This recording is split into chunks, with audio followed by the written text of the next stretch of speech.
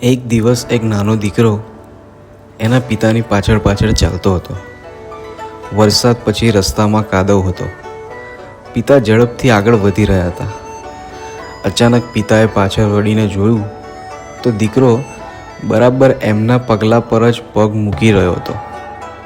પિતાએ પૂછ્યું, બેટા, આમ મારા જ પગલામાં પગ કેમ મૂકે છે? દીકરો હસીને બોલ્યો, કારણ કે તમે જ્યાં પગ મૂકો છો ત્યાં જ મને સલામત લાગે છે. આ સાંભળીને પિતા થંભી ગયા. એમને સમજાયું કે બાળક માત્ર એમની વાતો સાંભળતું નથી, પણ એમનું જીવન પણ વાંચી રહ્યું છે.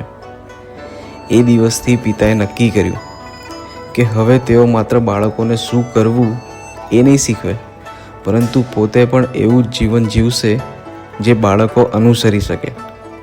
મિત્રો, બાળકો આપણા ઉપદેશ કરતાં આપણા ઉદાહરણોથી વધુ શીખે છે. આપણે શું કહીએ છીએ એ કદાચ તેઓ ભૂલી જશે, પણ આપણે કેવી રીતે જીવીએ છીએ તે તેઓ જીવન પર યાદ રાખશે. બાળકોના કાન કરતાં આંખો વધુ ઝડપી શીખે છે.